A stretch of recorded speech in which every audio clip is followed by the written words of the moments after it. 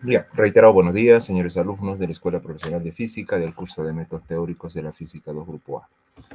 Bien, vamos a comenzar nuestra sesión compartiendo pantalla.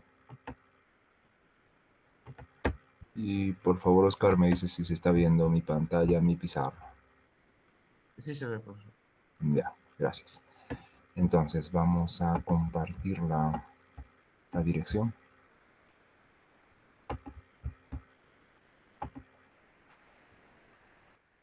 Buenos días con todos. Todavía no agarran.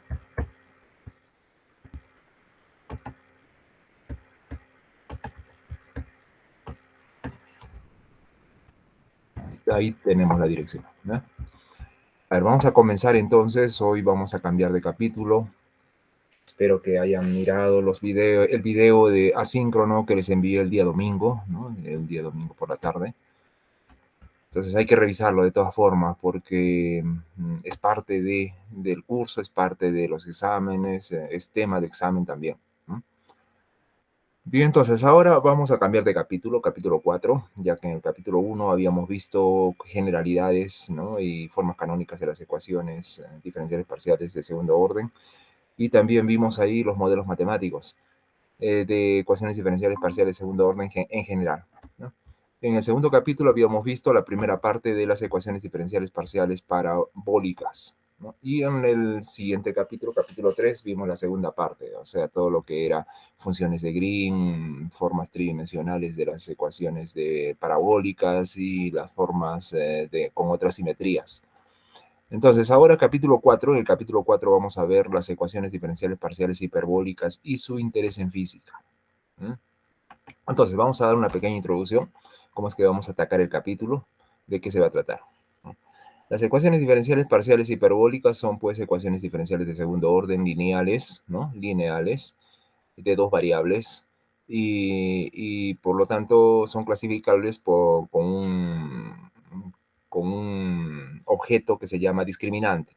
El discriminante es el cuadrado del coeficiente de la derivada mixta menos 4 veces el producto de los dos coeficientes que corresponden a las derivadas homogéneas de las dos variables.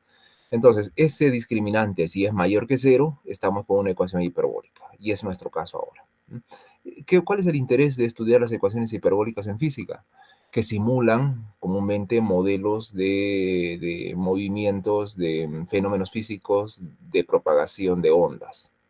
Pueden ser ondas mecánicas, ondas de sonido, ondas electromagnéticas en general, ¿no? Lo importante es que esa ecuación diferencial de segundo orden tenga un discriminante mayor que 0.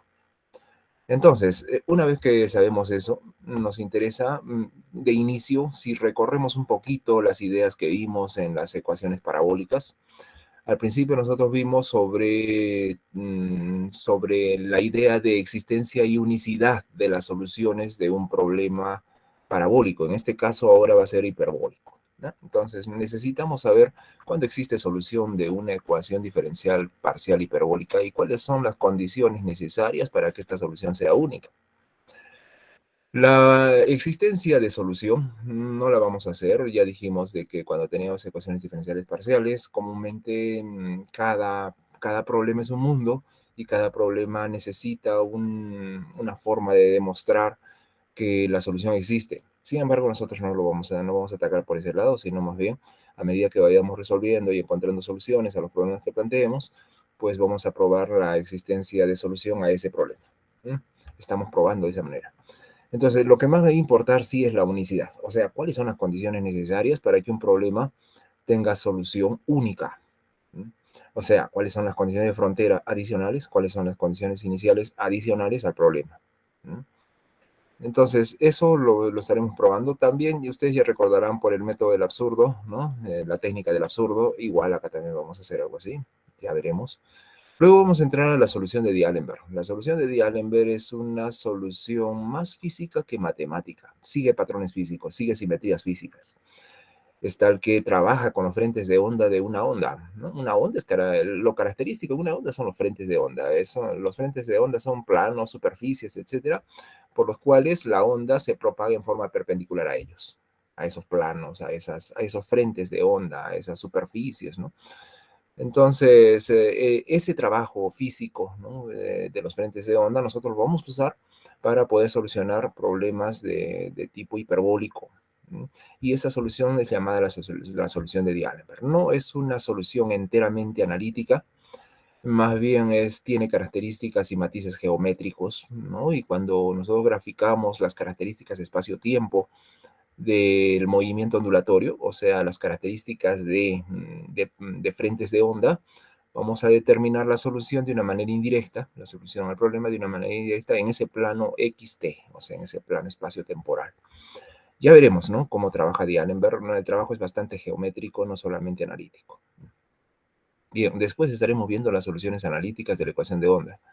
Empezaremos con problemas unidimensionales, así como lo hicimos en los problemas parabólicos, y las soluciones analíticas constan de los métodos, tal como lo vimos en ecuaciones parabólicas. Aquí también método de separación de variables, método de expansión de autofunciones, método de variación de modificación de las condiciones de frontera de no homogéneas a homogéneas.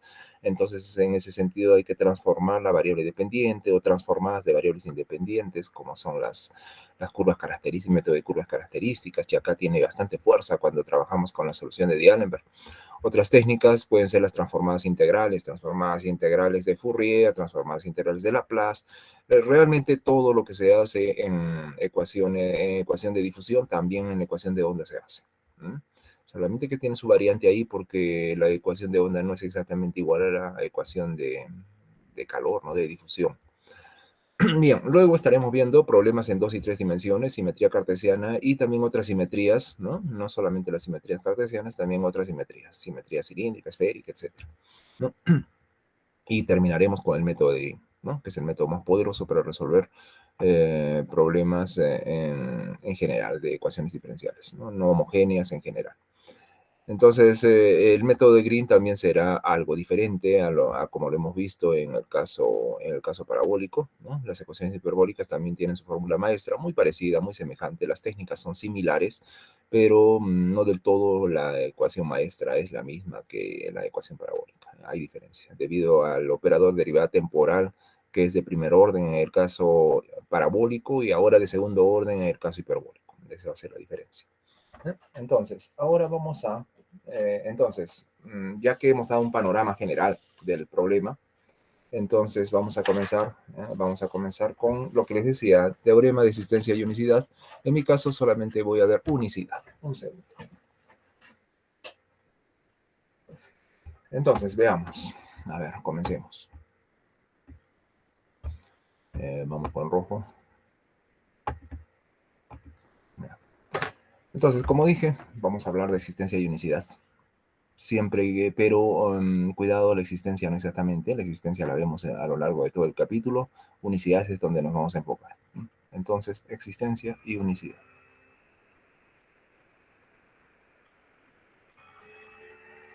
Unicidad. ¿Listo?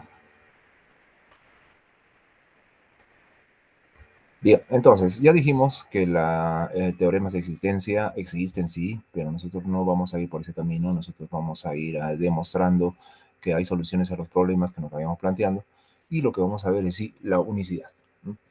Entonces, cuando la solución de un problema es única, ¿qué condiciones tienen que darse para decir que la solución es única? Entonces, vamos a plantear a ver un problema, sea el siguiente problema, ecuación diferencial parcial. Para que sea relativamente sencillo, vamos a trabajar en una dimensión. Y como nosotros conocemos, quisiera mejor hablar primero, más un poquito de detalle antes de plantear el problema. En una dimensión, nosotros trabajamos con esta ecuación.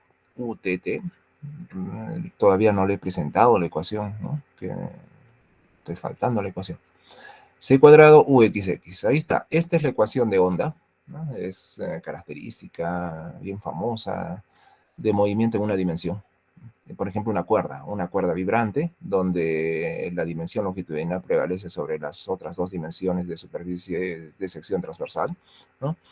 Entonces, en ese caso, la ecuación que acabo de escribir es la correcta, ¿no? En problemas unidimensionales. Puede ser de vibraciones transversales, longitudinales, torsionales. Si depende de una variable espacial, pues la ecuación siempre es de esta forma. Entonces, esto es en una dimensión. en 2 o 3 dimensiones, ya la forma es equivalente, UTT, solamente que aquí trabajamos con el laplaciano en general, ¿no? Si hubiera otras simetrías, de la misma manera también, el laplaciano se escribe en esas simetrías. Entonces, esto en 2D y 3D. Entonces, ahora sí, una vez que ya les presenté el problema, ¿no? Tanto en una como en 2 o 3 dimensiones, ahora vamos a plantear entonces el problema que queremos resolver. O no que queremos resolver, sino que queremos demostrar a ver si las condiciones que damos, adicionales a la ecuación diferencial parcial, hacen de que el problema tenga solución única. Entonces, planteamos el siguiente problema. Derivada de u con respecto de t doble, ahora esa es la característica especial, ¿no? Que la derivada temporal ahora es doble, es igual a cuadrado xx, ya, a cuadrado o c cuadrado da lo mismo, ¿no? Más, vamos a tomar una no homogeneidad de la ecuación diferencial, f de xt. Y ya, puede ser una ecuación de ese tipo, donde f de xt son fuerzas externas que se aplican de repente a la cuerda que está vibrando. Si fuera una cuerda, ¿no? El movimiento ondulatorio, lo que causa el movimiento ondulatorio. Entonces, esta sería una expresión proporcional a la fuerza, ¿no? Proporcional a la fuerza que se estaría aplicando una fuerza externa, fuera del sistema, ¿no? Condiciones de frontera. A ver, ¿cómo escribiríamos las condiciones de frontera? A ver, pueden ser Dirichlet, Newman o Robin, que son las más comunes, ¿no? De hecho, esas son las más importantes porque ustedes recordarán cuando vimos el problema de Sturluville, pues las condiciones de frontera eran especiales, eran como 5 o 6 tipos así específicos de condiciones de frontera, ¿no? Que aseguraban la ortogonalidad de las soluciones de ese problema Sturluville. Y estas condiciones o pueden ser Dirichlet, Newman, Robin, o combinadas, periódicas, ¿no? En tipo Dirichlet, Newman, Robin, etcétera, etcétera, ¿no? Como 5 o 6 tipos vimos de condiciones de frontera en ese tiempo, cuando estudiamos el problema de Sturluville en método solo. En este caso voy a dar una condición de frontera tipo Newman, a ver, para que se complique un poquito. Vamos a dar el dominio acá, que sea un dominio finito, 0 menor que x menor que l, y el tiempo mayor que sea, ¿no? Entonces, una condición de frontera tipo Newman, ¿ya? Para este caso, en x igual a 0 y un tiempo cualquiera, ¿ya? Que sea una función a de t, que sea, por ejemplo, una función a de t. Y en el otro extremo, también vamos a hacer que tengamos una condición de frontera tipo Newman, o x de lt igual a b de t. Por el momento, no me voy a centrar o no voy a estar mirando qué fenómeno físico es el que se ajusta a una condición de frontera de este tipo. Ya vamos a ver eso, ¿no? Vamos a ver un tema en especial, ya cuando avancemos, quizás esta clase o la próxima, estamos viendo los tipos de condiciones de frontera y qué significa una derivada de u con respecto a x en el caso de una ecuación de tipo hiperbólico, o sea, una ecuación de movimiento ondulatorio, ¿no? Entonces, por ahora, ya, simplemente estoy dando un problema factible de resolver porque genera un problema de Sturluville con tipo Newman. Aquí t mayor o igual que 0 y condición inicial. Miren, aquí, como verán, la derivada segunda de u con respecto a x aparece. Y en 2 y 3 dimensiones el laplaciano. Pero en este caso hay una derivada de segundo orden. Eso implica que cuando yo integre en x, debe haber 2 constantes de integración, producto de la integral para obtener u, a partir de ese término de derivada segunda con respecto a x. Esas 2 constantes de integración seguramente van a ser resueltas con estos valores en la frontera, ¿no? En x igual a 0 y en x igual a y, ¿no? Específicas todavía para uxx, porque estamos trabajando con x, pues, ¿no? Entonces, está bien planteado, ¿no? Por lo menos tengo una idea, una noción ahí, algo un poco remoto, pero tengo la idea de que u con respecto a x estaría bien resuelto si tengo dos condiciones de frontera para las 2 constantes de integración que resultan al integrar esta derivada de segundo orden. Por otro lado, la derivada temporal también es de segundo orden. Ya no es de primer orden como en el caso parabólico, donde como era de primer orden, solo una condición inicial. Ahora pensaré en 2 condiciones iniciales. De hecho, son 2. Entonces, vamos a poner la posición o perdón, el desplazamiento, u es el desplazamiento en este caso. Vamos a suponer que sea una onda mecánica, entonces u que sea el desplazamiento. Ya saben que u puede ser varias cosas. Por ejemplo, en el caso de una onda de sonido, podría ser la presión, podría ser la densidad, podría ser la velocidad, podría ser el campo de velocidades, ¿no? El campo escalar de velocidades, podría ser la velocidad misma, etcétera, ¿no? Muchas cosas, ¿no? En este caso, la onda en una cuerda puede ser el desplazamiento transversal.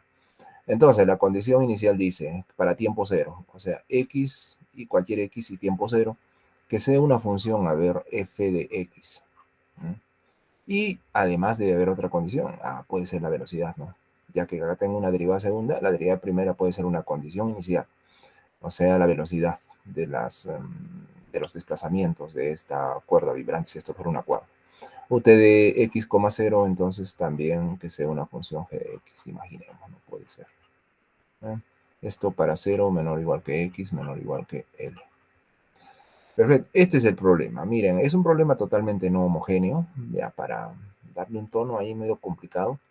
Es un problema unidimensional, por ahí es fácil, no está tan complicado, pero las condiciones de frontera son algo especiales, son de tipo Newman.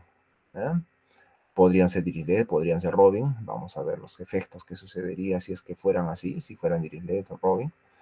Pero bueno, vamos a comenzar con esto. Y yo quiero probar a ver si este problema tiene solución única, así como está planteado, con todas esas condiciones, ¿no? Entonces, me gustaría saber si este problema tiene solución única un poquito más arriba, para que este espacio un poquito más. Entonces, yo, como dije, como en el caso del problema parabólico, ustedes recordarán, vamos a usar el teorema del absurdo, ¿no? La técnica del absurdo. Esto es, vamos a plantear no lo que me dice el problema,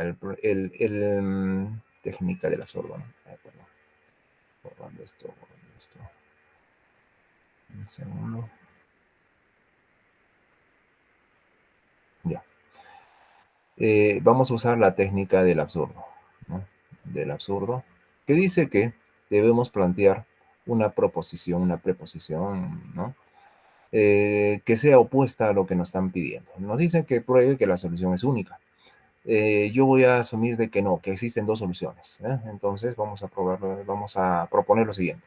Sean U1 y U2 soluciones, ¿ya? Soluciones linealmente independientes. Ese símbolo LI para nosotros va a ser linealmente independiente, o sea, diferentes, ¿no? Diferentes. Linealmente independientes del problema. Del problema. Entonces vamos a asumir eso. Y ahora plantean entonces dos problemas que tengan esa solución. Voy a evitar colocar acá los dominios de trabajo para no estar escribiendo tanto, ¿verdad? Solamente esto. Está ahí. Bueno, vamos a llevar para otro lado para copiar porque necesito plantear dos problemas con estas mismas condiciones. Otro más. Entonces, acá planteamos el problema para uno y el otro para U2. Acá voy a hacer un arreglo. Vamos a acomodar un poquito esto. Quiero que me quede espacio para poner el subíndice 1, que es la característica ahora, va a ser la característica de mi problema. ¿Eh? Y se pegó mucho, ¿no? Creo que sería mejor si hago una cosa como esta. Un poquito más allá. Ahí. Lo mismo por aquí.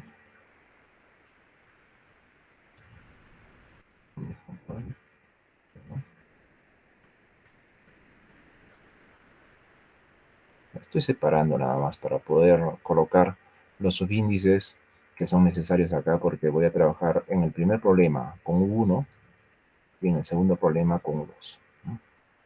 Creo que mejor me copio todo esto ya que está arreglado. Este no.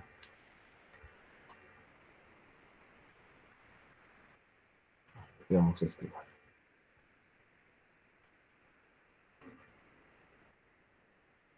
Entonces, ahí actualmente tengo el mismo problema que planteé de inicio, ¿no? Pero ahora yo estoy planteando dos soluciones que sean soluciones de este problema.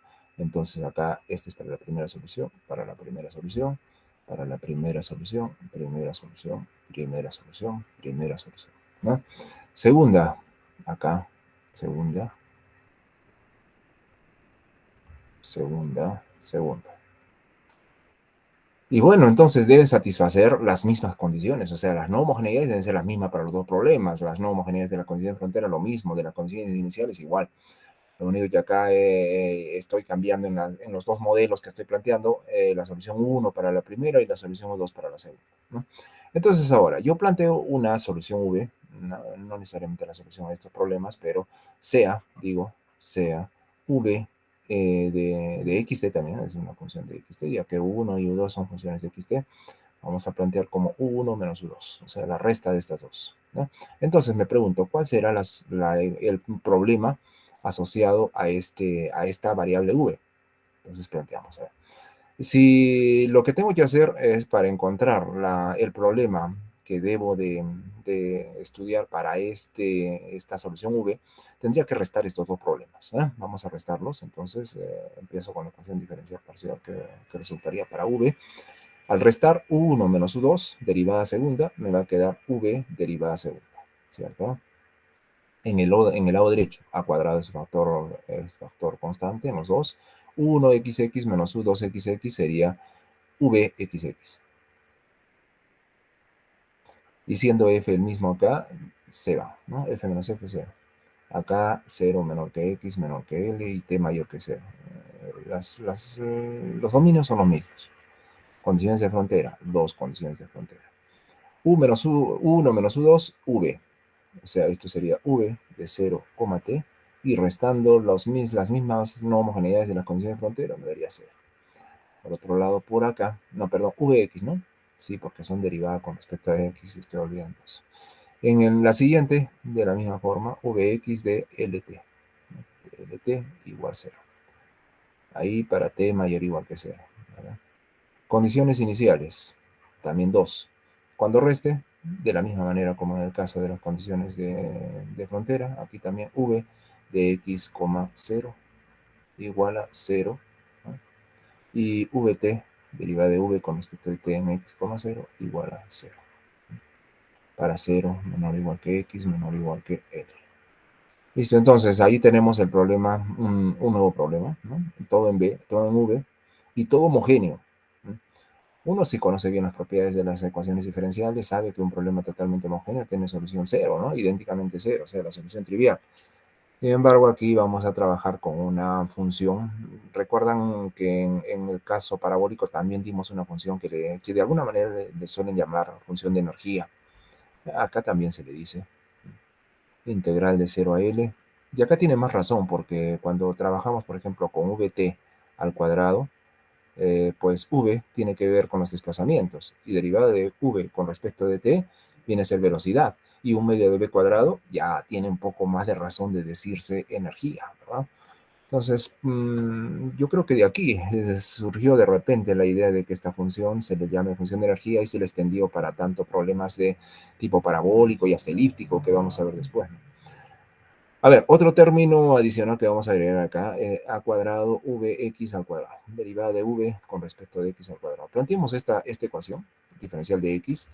De tal manera es correcto esto, porque si yo integro en x, la integral es definida, quiere decir que desaparece la variable x, pero todavía continúa la variable temporal, porque no olviden que v es una función de las dos variables, ¿no? De x y del tiempo. Así entonces es lógico que esta sea una función del tiempo, ¿no? Una función de energía del tiempo. Entonces, planteemos esta, puede decir, sea la función EDT, ¿no? EDT igual a todo eso que ven ahí. Entonces, vamos a analizar un poquito esta función y vamos a tratar de graficar. Como depende de una variable, ¿no? De la variable t, entonces es factible poder graficar esto, t versus EDT, ¿no? O EDT versus t. Entonces, a ver, hagamos un análisis de esta. ¿Qué pasa cuando t es igual a 0? ¿No? Cuando t es igual a 0 con e de 0, ¿verdad? E de 0. A ver, aquí vamos a tener un medio integral de 0 a L de vt es la derivada de v con respecto de t, o sea, puedo escribir así, como quiero en tiempo 0, entonces acá sería x0 y la derivada temporal, ¿verdad? Al cuadrado, ¿no? Más a cuadrado, aquí también tendría derivada espacial, ¿no? En x, 0, ¿no? Derivada espacial, ¿no? Al cuadrado. O bueno, puedo sacar a la x afuera también, no hay ningún problema. Al cuadrado. Y diferencial de x. Esto entonces en tiempo cero, ¿ya? Pero ¿qué pasa en tiempo cero? En tiempo cero, como ustedes pueden ver acá atrás, en tiempo cero, la velocidad, perdón, ya quiero decirle velocidad a esto. Esta es una función v que es la resta de las otras dos soluciones, ¿no? V vale 0 en, x, en tiempo 0. Y vt, la derivada de v con respecto a t explícita, también vale 0. Y acá yo veo la derivada explícita, vt de x0. Eso quiere decir que esto se va, ¿no? Y lo vamos a hacer con rojo para que haya una diferencia, ¿no? Esto se va por la primera condición inicial, debido a la primera condición inicial, ¿no? Si yo veo la primera condición, perdón, la segunda, que estoy hablando acá, de la segunda, eso es provocado por la segunda, porque la derivada de v con respecto a t en tiempo 0 es 0. Eso es provocado por la segunda condición inicial. La siguiente, v de x0, ¿no? Derivada con respecto de x. Aquí no hay ningún problema, la derivada con respecto a x la puedo hacer antes o después, ¿no? De evaluar en tiempo 0, porque el tiempo no afecta a la variable x, ¿no? Aquí sí puede afectarle, pero ya que está explícita la condición inicial, pues esto es 0. Pero aquí no hay problema, el X puede salir para adelante como estoy colocando por aquí. Y no hay problema porque lo que estoy fijando es el tiempo, no X. Entonces, V de X0, como dice en la primera condición inicial, ustedes pueden ver acá, vale 0. Entonces, esto también se va, y esto vale 0, 0, debido a la primera condición inicial. Entonces, quiere decir que mi E de 0, ¿cuánto sería? A ver, con azul. Así entonces, evaluando esta función de energía en tiempo 0, pues me va a dar 0, ¿no? Exactamente 0. Ya, por lo menos ya tengo una idea, ¿no? En el punto t igual a 0, la solución es 0. O sea, ya tengo por lo menos una solución puntual. ¿Qué pasa cuando t es diferente de 0? Con e de t. Entonces, un análisis que se puede hacer de una función para cualquier tiempo, para todo el intervalo de trabajo, en verdad, es saber en qué intervalos de trabajo pues esta función es creciente y en qué intervalos puede ser decreciente y así determinar de repente máximos y mínimos de esta función, ¿no? Entonces, a ver, calculemos la primera derivada entonces, e' de t de esta función, ¿no? De esta función de segundo grado. Debido a que vamos a derivar con respecto al tiempo y la integral es en x, puede entrar dentro del integral sin problema. Un medio integral de 0 a L, introduciéndonos dentro del integral, tendríamos derivada de bt cuadrado sería 2 veces bt por la derivada con respecto a t, que sería btt, derivada segunda de t, ¿no? Más, aquí tendríamos la derivada con respecto de t, aquí esta función vx es derivada es dependiente del tiempo, por lo tanto acá tendríamos 2 veces a cuadrado bx por la derivada con respecto del tiempo, o sea, bxt, ¿no? Diferencial de x. Y queda así entonces nuestra derivada. Ahora vamos a arreglar un poquito esto. Fíjense, acá un medio con 2 puede cancelarse. Y vamos a escribir así, integral de 0 a L. Y aquí vamos a hacer lo siguiente, un trabajito acá. Vt, vamos a factorar. Fíjense, voy a hacer un trabajo especial. A ver, lo vamos a poner con rojo para que se vea la diferencia de lo que voy a hacer por acá. Vt, y dentro vamos a dejar a vtt, aunque no, todavía no he debido de colocar este rojo. A ver, un segundo. No es bueno todavía. Pero bueno, hay que borrar esta cosa. Entonces voy a todavía colocar VTT. Ya boté el 2, el 2, este 2 se ha ido con el 2 del coeficiente adelante del integral. VTT. Ahora más bien sí, voy a cambiar de color porque quiero introducir un término acá adicional. Miren, este término menos a cuadrado, VXX. Si estoy introduciendo una cosa media extraña en mi problema, también tengo que quitarla, ¿no? Entonces, si yo cierro acá, yo quería cambiar azul, ¿qué pasó? No importa, hasta ahí no hay problema. Entonces, aquí en el siguiente término, más, voy a tener Vx, ¿no? Vx, el a cuadrado sería bueno sacarlo también acá afuera, ¿no? Acá no necesito sacar afuera. Ya, a ver un ratito.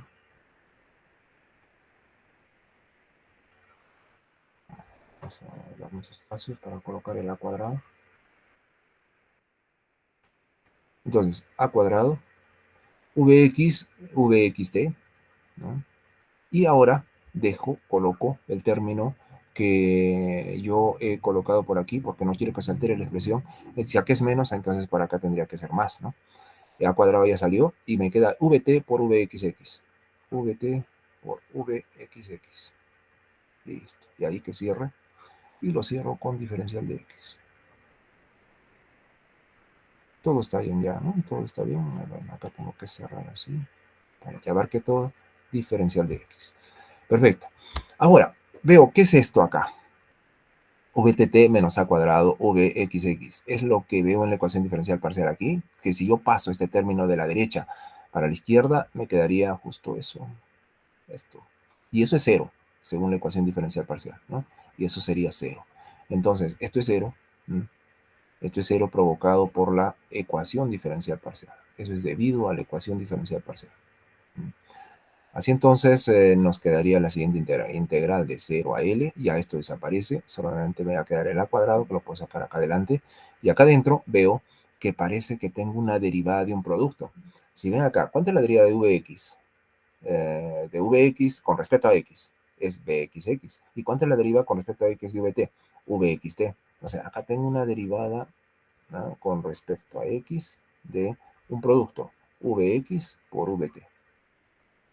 ¿Correcto? Diferencial de X. Qué bueno, porque ahora ya tengo un diferencial exacto. Y eso me va a ayudar bastante para simplificar las cosas, ¿no? Porque acá el diferencial de X con diferencial de X se va, queda un diferencial exacto y evaluemos ese diferencial exacto, ¿no? La integral con el diferencial se va y me queda Vx por Vt. Simplemente eso. Vx por Vt. Por A cuadrado, por supuesto, delante, ¿no? Entonces, tenemos E' de t, ¿no? Nos está quedando igual a A cuadrado por Vx, que depende de x y t, por Vt, que depende de x y t. ¿Ya? Y esto va desde x igual a 0 hasta x igual a n, ¿no? Es nuestros límites de integración, ¿no? 0 a n. Listo, entonces nos queda así. Ahora sustituyamos los límites, ¿no? Sustituyamos los límites, nos va a quedar a cuadrado por, a ver, ¿qué nos queda acá? Límite superior, bx de lt por vt de lt, ¿no? Menos, pongan bien esto, menos ahora el límite inferior vx en 0, t, vt en 0, t, ¿cierto? Entonces, acá ya veo las cosas explícitas. ¿Cuánto es esto? Me pregunto, ¿y cuánto es esto? En mi problema, como vamos a trabajar con las condiciones de frontera ahora, miro las condiciones de frontera. Vx en 0t es igual a 0 y Vx en lt es igual a 0. Se quiere decir que estas dos, pues, inmediatamente, así, sin necesidad de hacer ningún arreglo ni mirar nada, están en forma explícita. Esto es 0 debido a la condición de frontera 2, ¿no? A la segunda condición de frontera. Y esto es 0 también debido a la condición de frontera 1, a la primera condición de frontera. Por lo tanto, todo esto es 0, ¿no? En el caso explícito de que tengamos condición de frontera tipo Newman. Pero ¿qué pasaría si la condición de frontera fuera Dirichlet o Robin? ¿No? Ahí las cosas cambian un poquito. Bueno, por el momento estamos viendo que nos está saliendo E' de t igual a 0. A ver, preguntémonos qué pasa si fuera una condición de frontera tipo Dirichlet, ¿no? Entonces imagine que v de 0t es igual a 0 y v de lt es igual a 0, ¿no? Condiciones de frontera tipo Dirichlet. Como no estoy tocando la variable temporal, yo puedo hacer lo que me plazca con la parte temporal, o sea, derivarla en primer orden, en segundo orden, y todavía sigo insistiendo con la misma expresión. O sea, si esto es una Dirichlet v de 0t igual a 0, yo puedo derivar con respecto al tiempo sin ningún problema, y tendría vt en 0t igual a 0 también, porque derivar de 0 es 0, pues, ¿no? Igual por acá, vt de lt también sería 0. Y eso es lo que veo en la otra parte que me ha tocado. Como ven acá, vt en lt igual a, si esto fuera igual a 0, o sea, condición de frontera tipo Dirichlet, vt en 0t también, ¿no? También, ojo, estoy hallando la derivada temporal que no tiene nada que ver con las condiciones de frontera que tienen que ver con la parte espacial, ¿no? Entonces sigue y es correcto poder aplicar la condición de Dirichlet aquí en estos dos términos y también serían ceros. Y Robin, por supuesto, se despeja la derivada, se introduce acá y también se simplifica. Entonces, sea cual sean los casos, condición de frontera tipo Dirichlet, Newman o Robin, E' de t es igual a 0. O sea, esta integral de energía siempre sigue siendo igual a 0. Entonces ya, ahora que ya vemos que para cualquiera sea las condiciones de frontera nos da 0, quiere decir que integrando esto, ¿cuánto sería e de t? Como es de una sola variable, entonces integrando esto sería una constante, ¿no? Una constante como un número, 2, 3, 5, un número real, ¿no? O, bueno, si trabajáramos en los complejos, hasta un complejo se puede aceptar. Pero estamos trabajando en variable real. Es un caso totalmente físico. Entonces, e de t es igual a constante. Ahora, ¿cuánto vale esta constante? Yo necesito saber cuánto vale esa constante. Tengo este dato, que parece una condición inicial realmente, e de 0 igual a 0, y vamos a usar eso, ¿no? Vamos a usar eso como una condición inicial al problema ordinario de resolver la ecuación diferencial de energía. Entonces, como digo, ¿no? E de 0, ¿cuánto era? 0, ¿no? Como e de 0 es igual a 0, entonces sustituyendo en la ecuación aquí, e de t igual a constante, entonces en e de t igual a constante, ¿no?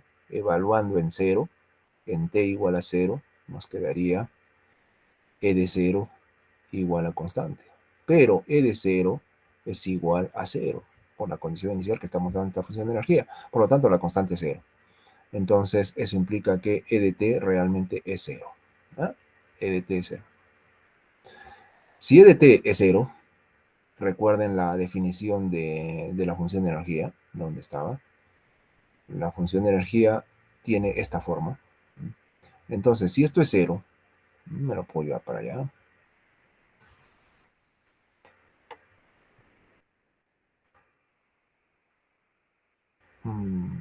Está arriba mismo, será está arriba mismo. Vamos a jalarla desde ahí. Entonces, si esto es 0, quiere decir que suma de cuadrados, porque los términos del integrando acá son cuadrados, son términos cuadráticos, ¿no? Cuando ustedes suman cuadrados e igualan a 0, ¿cómo es? Por ejemplo, te dirán a cuadrado más b cuadrado igual a 0. ¿Qué puedo decir de a y b? Cuando a cuadrado más b cuadrado es igual a 0. Que a es idénticamente igual a 0 y que b es idénticamente igual a 0. No hay otra forma, ¿no? Yo no puedo tomar ni un número positivo para a y b, ni un número negativo para a y b, porque de ninguna forma la suma de cuadrados me va a dar un 0. ¿Ya? Entonces tiene que ser cada uno de los términos iguales a 0. Por lo tanto, acá también tengo una suma de cuadrados.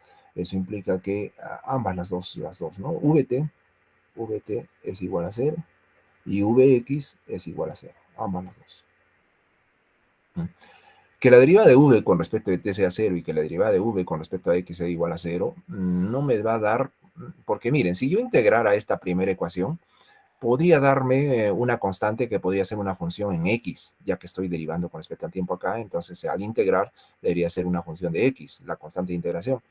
Pero no puede ser con función de x porque acá yo tengo otra cosa, derivada de v con respecto a x es igual a 0. Entonces esto también me daría, si yo pienso en integrar esto, me podría dar una función del tiempo. Y no puede ser a la vez una función de espacio y una función del tiempo, ¿no? Entonces la única forma para que esto tenga validez y las dos se satisfagan a la vez es que v sea pues, igual a una constante, no 0, sino igual a una constante. Otra constante diferente a esta e de t. ¿Ya? Otra constante. Ahora se viene el problema, porque si v es igual a una constante, ¿no? Una nueva constante, entonces, ¿qué puedo decir de esa constante? ¿Cuánto vale? ¿No? Porque no queda solucionado del todo el problema si es que no identifico cuánto vale esa constante. Pero nosotros tenemos condiciones, a ver, yo tengo unas condiciones acá para v, que puedo usarlas, las condiciones iniciales.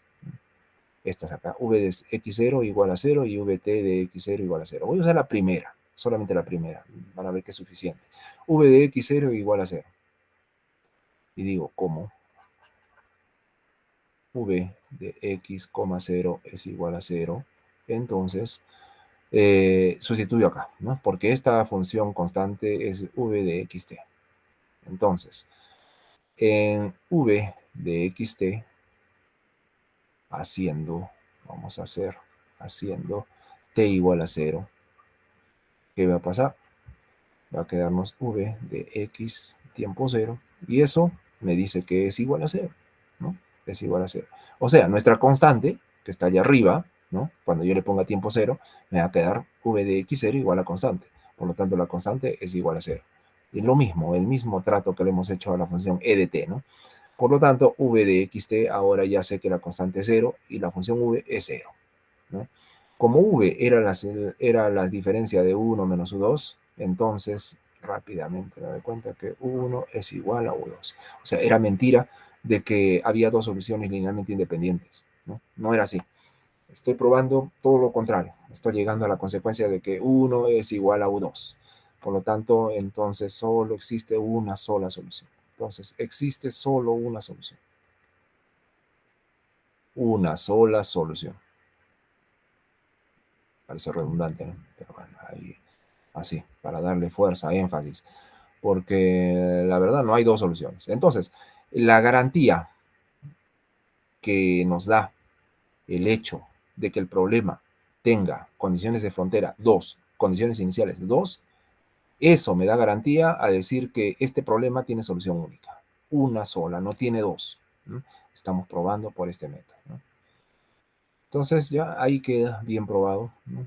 Y dense cuenta que no solamente es para condiciones de frontera tipo Dirichlet, también para Newman, también para Robin, y también para problemas en más dimensiones que uno, y también en otras simetrías, ¿no? Realmente el problema se puede hacer más general si nosotros tomamos términos más generales, ¿no? Por ejemplo, si ustedes quieren demostrar en tres dimensiones, no es nada complicado. La función de energía que tendrían que plantearse, ¿no? Aquí, creo que aquí, ¿no? La función de energía que habría que plantearse es la siguiente.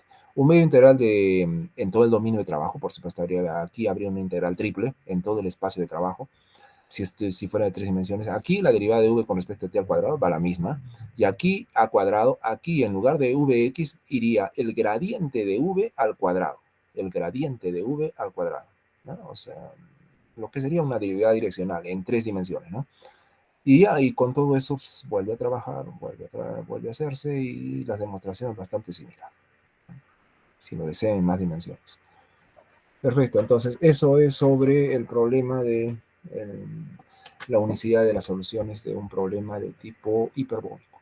¿Alguna duda, pregunta? Me dicen, por favor, si algo falta por ahí, no se entendió, qué sé yo.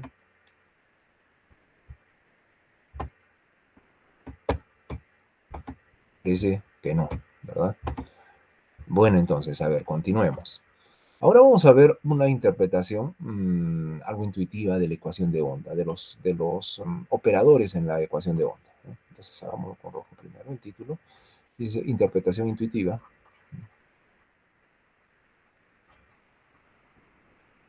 Interpretación intuitiva de la ecuación de onda.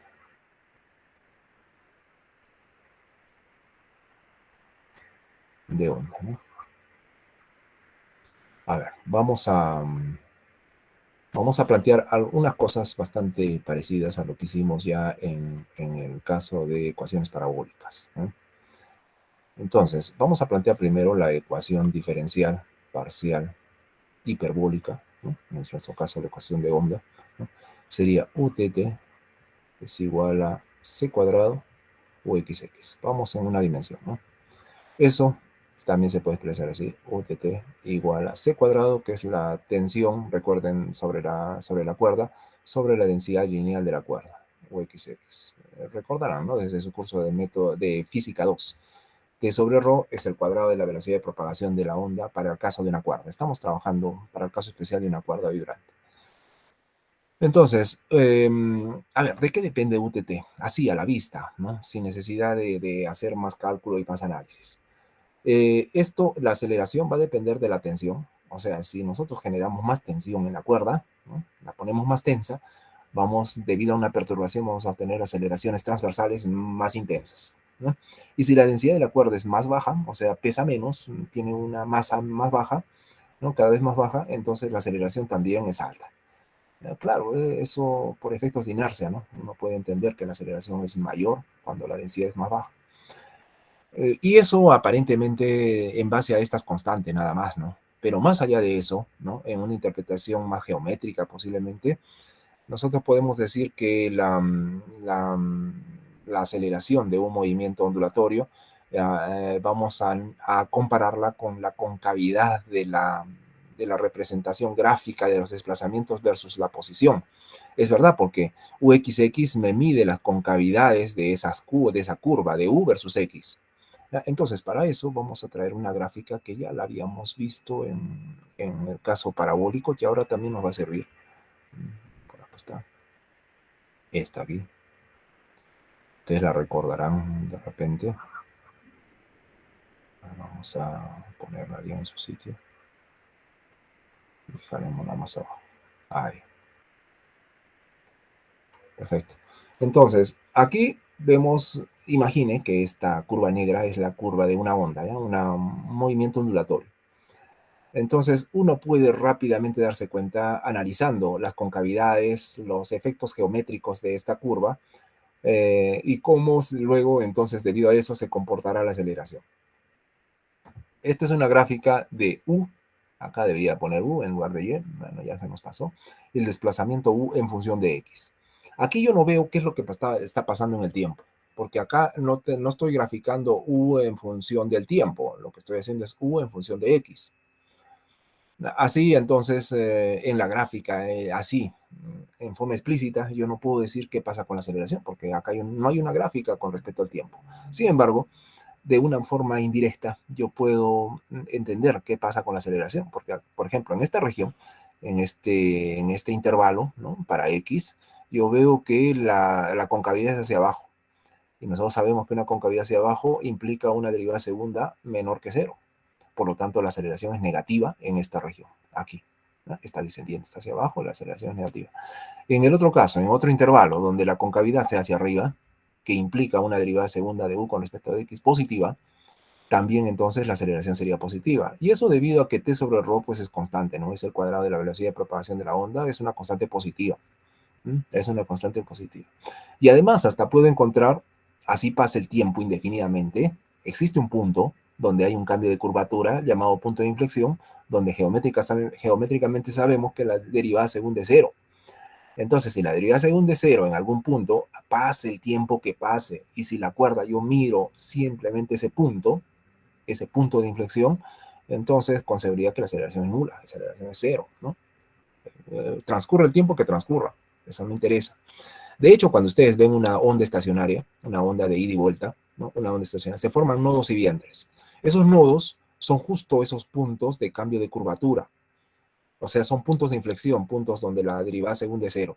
Y en esos puntos la aceleración es cero. Y como ustedes recordarán, de repente se han visto el experimento, ¿no? De una onda estacionaria, esos nodos de vibración ni se mueven, están quietos, ¿no? Pasa el tiempo y siguen quietos. Quiere decir que su aceleración es nula, su aceleración es cero. Todo eso lo podemos sacar simplemente de mirar cómo se comporta el movimiento ondulatorio. O sea, ustedes van al laboratorio, miran la cuerda que está vibrando e inmediatamente pueden hacer ese análisis conociendo la ecuación. Cómo es la aceleración en los puntos donde la curvatura, donde la concavidad es hacia abajo, donde la concavidad es hacia arriba, en los puntos de inflexión, se puede hacer todo ese análisis sin necesidad de hacer un análisis extra o más matemático, ¿no? Entonces, resumamos eso. ¿Qué pasa cuando UXX es mayor que cero? O sea, esta es cóncava hacia arriba, ¿no? Concavidad, esto implica concavidad hacia arriba, ¿no? Hacia arriba. Entonces, según la ecuación de movimiento ondulatorio, UTT, o sea, la aceleración, también sería positiva. ¿Y qué pasa cuando UXX es menor que cero? Cuando la concavidad es hacia abajo, ¿no? Hacia abajo. Entonces, uno rápidamente sabe que la aceleración por la ecuación diferencial es menor que cero. Y también si XX es igual a cero, ¿no? Entonces, la concavidad es igual a cero, ¿no? En ese caso es cero, la derivada segunda, ¿no? Y entonces también la aceleración será nula, cero. Por ejemplo, los nodos de vibración, ¿no? Ahí sucede eso, en los nodos de vibración. Listo. Pero eso también se puede sacar, se puede ver en expresiones como la siguiente. A ver, recordemos un poquito lo que hicimos en, en problemas de difusión, ¿no? Ahí vimos, hicimos este análisis, ustedes pueden verlo en nuestros apuntes en la plataforma Dutic, ustedes pueden descargar esto, ¿no? Seguramente ya lo descargaron antes, cuando estudiaron ecuaciones parabólicas. Hay una aproximación para la derivada segunda en diferencias finitas. ¿Mm? Esto es igual a u en x más delta x, t, más u en x menos delta x, t. Como ven, alrededor de una vecindad alrededor de x. Esto sobre 2. Esto es menos U de xt. A ver, ¿qué es lo que nos dice esto? De que la deriva segunda la podemos aproximar. Este factor es constante positiva. No es constante exactamente porque delta x aunque pueda variar, pero es una cantidad positiva. Entonces, no la tomamos en cuenta, vamos a tomar en cuenta simplemente estas partes. U de x más delta x, t y u de x menos delta x, t sobre 2 es el valor medio de 2 puntos, parece, 2 puntos de temperatura. De hecho, si nosotros colocamos como central una posición x, vecindades a la derecha y a la izquierda las podemos escribir como x más delta x y x menos delta x. Los correspondientes desplazamientos u de onda correspondientes a esos puntos serían u en x más delta x para x más delta x y u de x menos delta x, t para x menos delta x. Esos dos puntos pueden unirse y atravesar y formar una secante entre esos dos puntos de esta curva, ¿no? Una secante. Y interpretamos el valor medio entre esos dos puntos como esta expresión y se ve en la gráfica, se ve como el punto medio exacto geométrico de esa línea secante, ¿no? Este punto. Verticalmente hacia arriba o hacia abajo, dependiendo cómo sea la concavidad, en este caso hacia arriba, se encuentra la temperatura en el punto fijo X, no en las vecindades, sino en el punto fijo, ¿ya? Me pregunto, ¿qué pasa si este valor, que sería el promedio, ¿ya? Y yo lo puedo poner acá como promedio, o sea, esto se puede expresar también así, 2 sobre delta x al cuadrado por u promedio entre los puntos x más delta x y x menos delta x menos u en el punto central, en el punto central. Entonces yo les preguntaba, ¿qué pasa como en este caso cuando u, el valor en el punto central, es mayor que el promedio? Cuando u es mayor que el promedio. Si miro yo en mi expresión aquí, si u es mayor que el promedio, ¿ya? Entonces pensemos, si u fuera mayor que el promedio, es el caso de la primera región, esta aquí, de concavidad hacia abajo. Si u es mayor que u promedio, a la vista veo en mi fórmula que uxx, ¿cómo sería? ¿Positivo o negativo? Creo que negativo, ¿no? Si esto es mayor que esto, por supuesto negativo, este signo menos. Negativo. Y eso, según la ecuación diferencial parcial, me lleva a que utt es también menor que cero.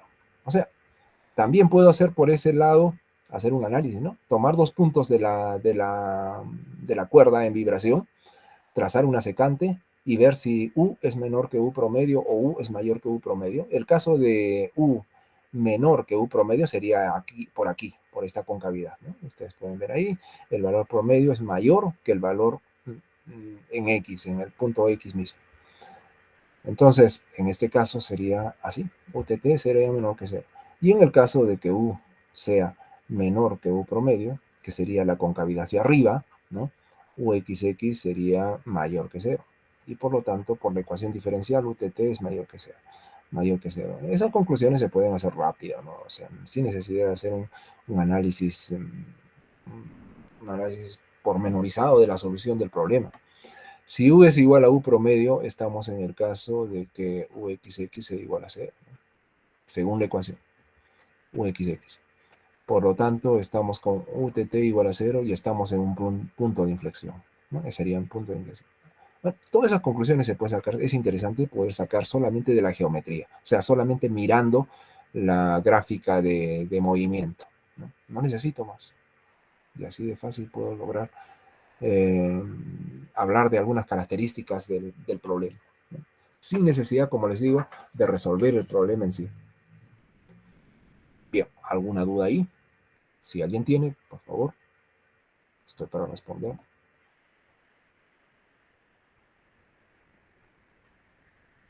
Si no, podemos continuar. Entonces, a ver, ahora vamos a trabajar la solución de D'Alembert. Recuerden que ese era un punto importante, ¿no? Les había dicho, tiene que ver mucho con las características físicas del movimiento ondulatorio, ¿no? Entonces, vamos a ver la solución de D'Alembert de la ecuación de onda. La solución de D'Alembert para la ecuación de onda. D'Alembert, un científico, me parece que es un matemático, que es francés, me parece, no estoy bien seguro.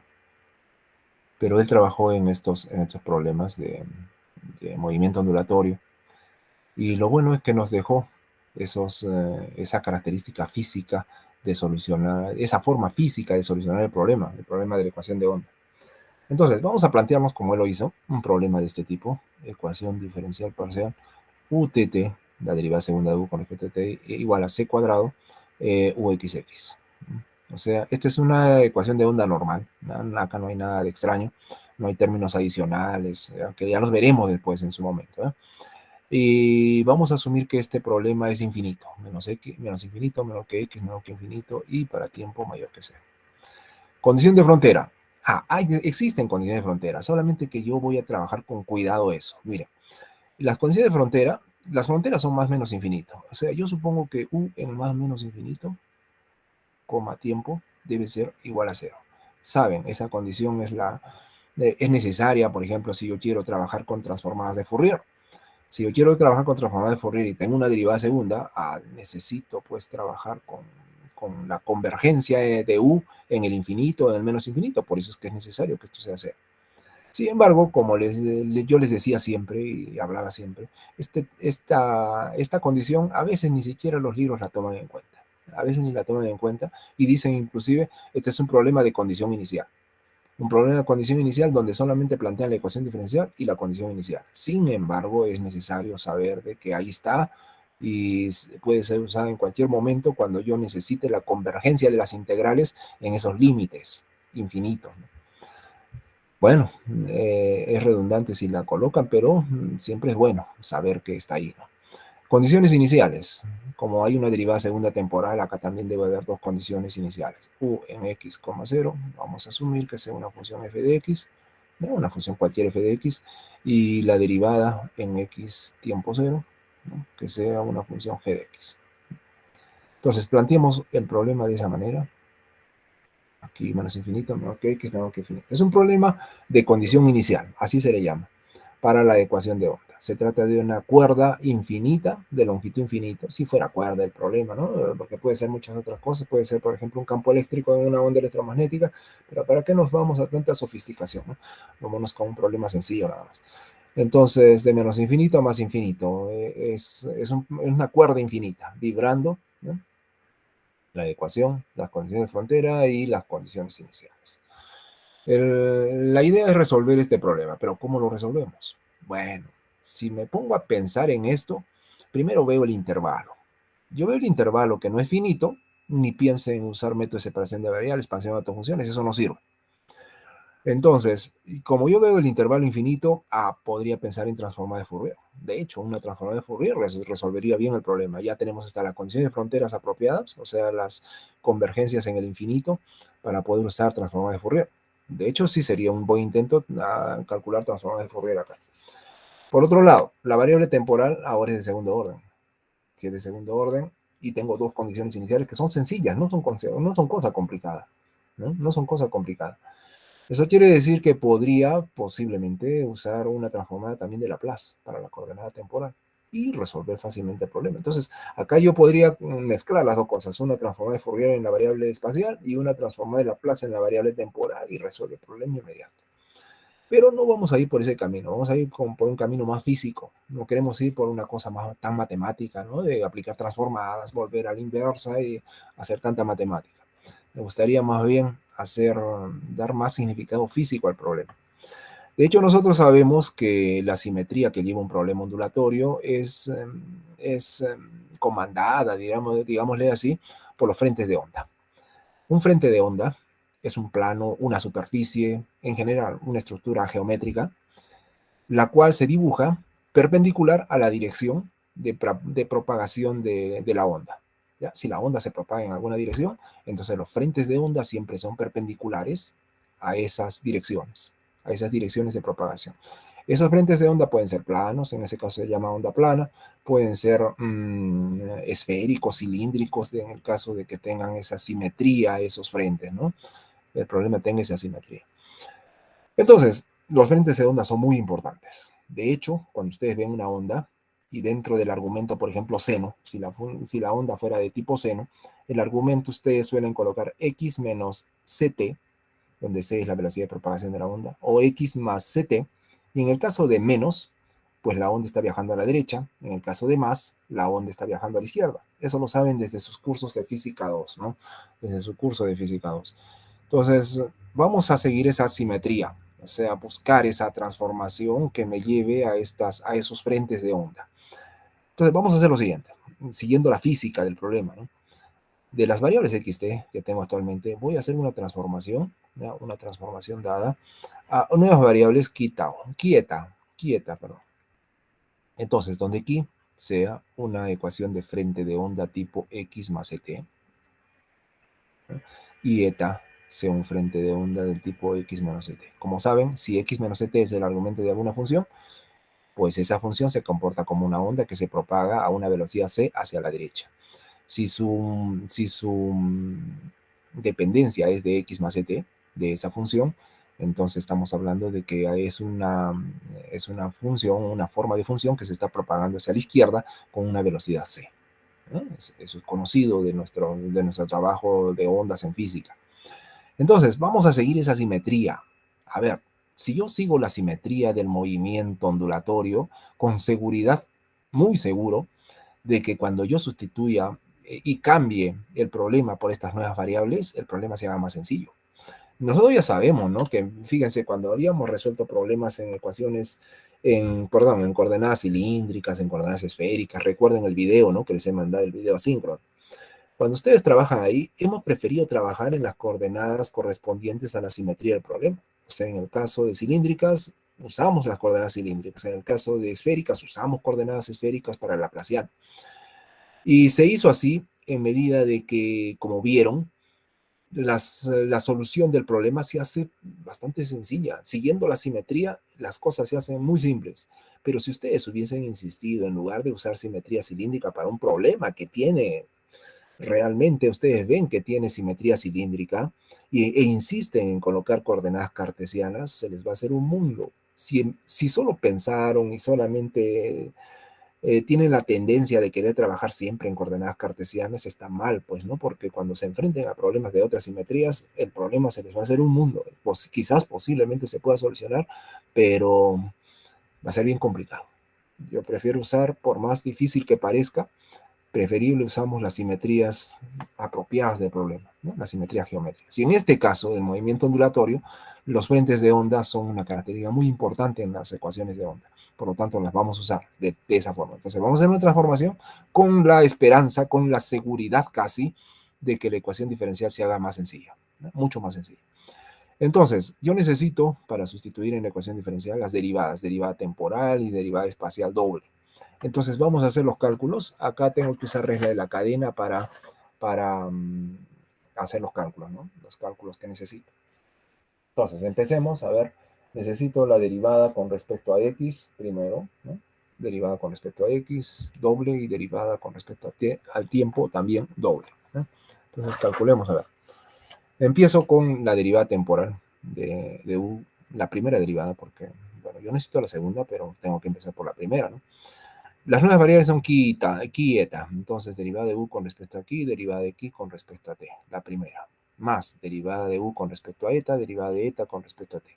Y vamos a ver cuánto es esto. Derivada de qui con respecto a t sería c, como ven en la primera ecuación. Entonces acá tendríamos c y adentro uqui, ¿no? Para la otra, derivada de eta con respecto de t es menos c. Ya, entonces factoremos el c y acá quedaría menos u eta. Y así simplemente, ¿no? Para simplificar las cosas y no estar escribiendo tanto. Ahora, por otro lado, necesito la derivada segunda de u con respecto de t. Vamos aquí y derivamos acá adentro. C por derivada de uqui con respecto a qui por derivada de qui con respecto a t, más derivada de uqui con respecto a eta, derivada de eta con respecto a t, menos derivada de u con respecto a eta con respecto a qui, derivada de qui con respecto a t, menos derivada de u eta con respecto a eta, derivada de eta con respecto a t. Regla de la cadena. Este es un juego, ¿no? Ya, ahora, seguimos. A ver, todavía nos queda espacio por acá que creo que podemos trabajar. Qui t, la derivada de qui con respecto de t es c. C por uqui, ¿no? Uqui. Luego, derivada de eta con respecto de t es menos c. Entonces acá yo tendría un menos c por derivada de u con respecto de qui y de eta. Siguiente, derivada de qui con respecto de t es c. Y aquí voy a hacer un arreglito, vamos a cambiar el orden de integración, de derivación aquí, que pongámosle quieta. No hay ningún problema, porque eta aquí o quieta es lo mismo. Y derivada de eta con respecto a t es menos e por este, me da más e, u eta, eta. Hasta donde alcanza, ¿no? Simplificamos ahora, como verán, acá c se puede factorar totalmente otra vez, c cuadrado, acá tienen uki eta y acá también tienen uki eta. Al sumar esas dos cosas me va a dar menos dos veces, ¿no? Así entonces vamos a lograr lo siguiente, utt igual a c cuadrado, y ahí adentro quedó un ukiki, ¿no? Había dos veces, dos términos que se juntaban en el término mixto, uki eta, y finalmente u eta eta. Y ya está.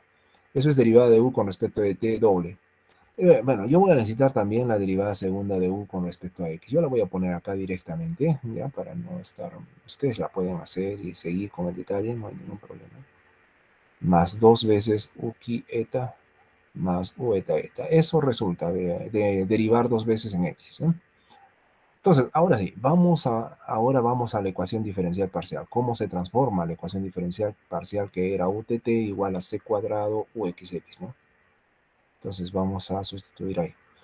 Para utt tengo c cuadrado por uki menos 2 uki eta más u eta eta igual a c cuadrado por todo esto, ¿no?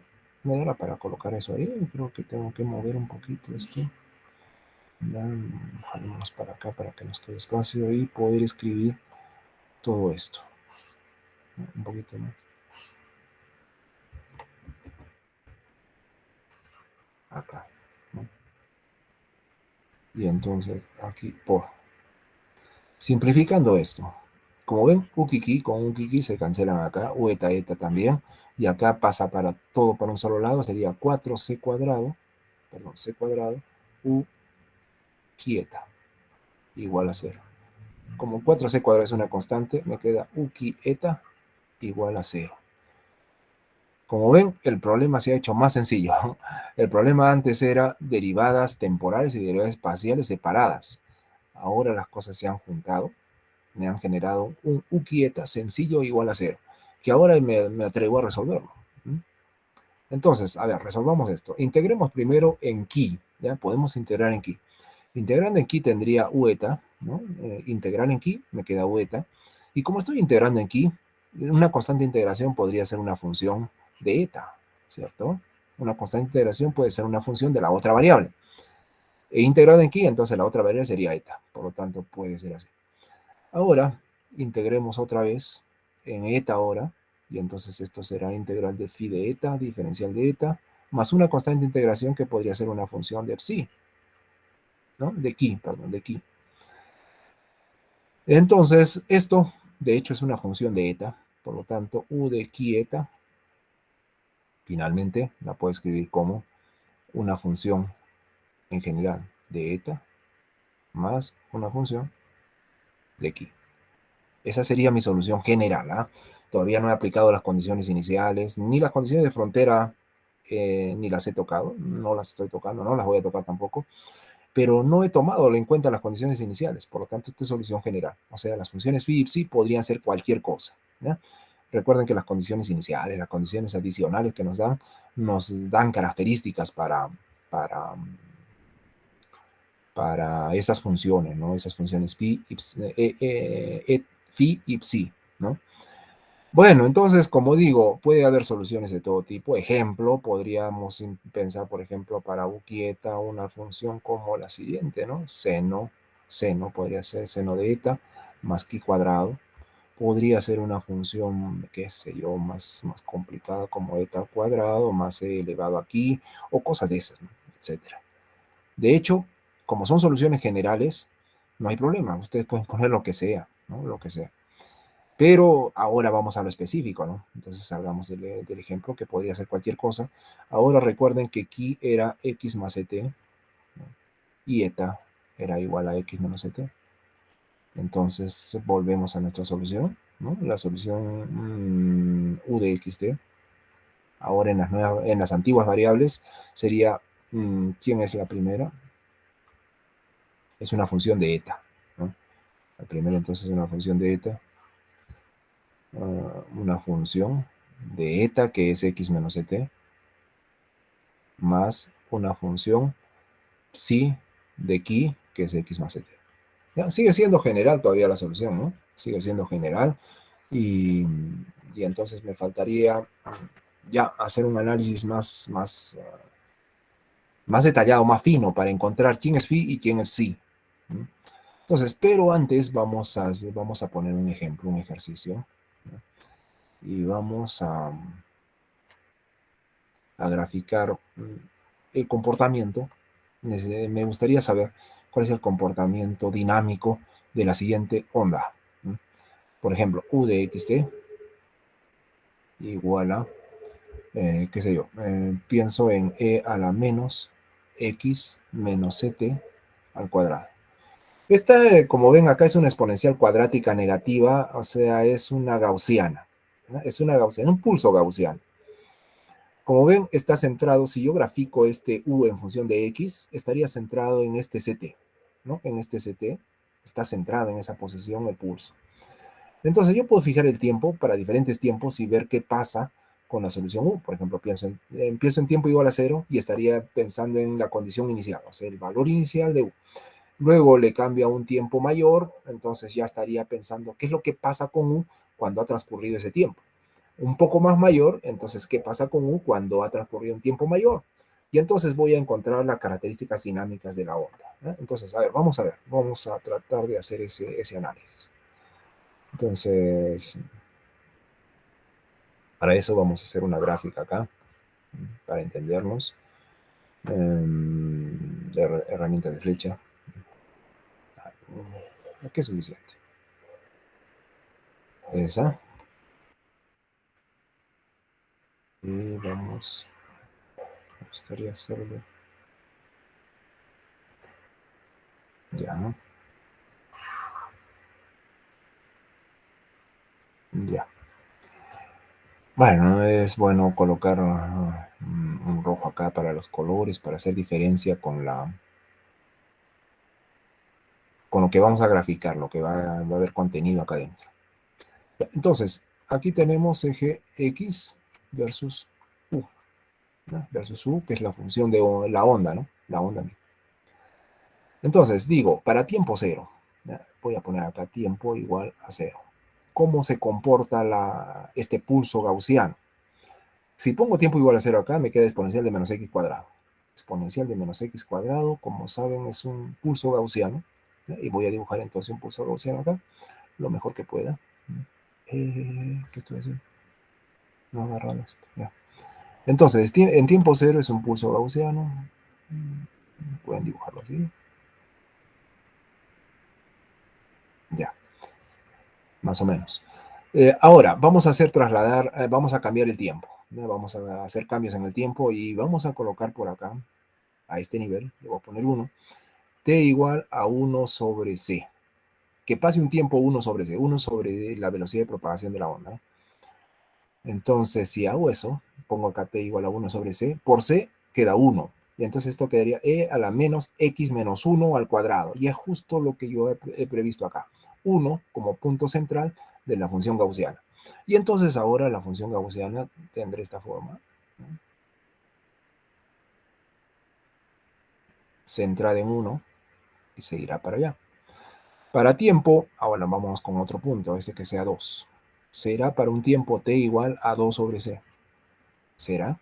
A ver, vamos a ver. Para t igual a 2 sobre c, c con c se va, me quedaría x menos 2 al cuadrado. Y x menos 2 al cuadrado quiere decir que está centrada en 2. O sea, aquí miraríamos una curva así. Son medias diferentes las curvas, ¿no? Pero ya. Lo que quiero dar a entender acá es que ese pulso está viajando a medida que avanza el tiempo, como verán acá, se está dibujando el pulso nuevamente en posiciones hacia la derecha. Eso quiere decir que el avance de movimiento es hacia la derecha. Esa es la dirección de movimiento. Entonces es claro, ¿no? Que si el pulso es de tipo x menos ct, si la función es de tipo x menos ct, entonces con seguridad estamos con un pulso viajando hacia la derecha. Y si fuera x más ct, también una prueba similar pueden hacer para el movimiento y el viaje hacia la izquierda. ¿no? No habría problema.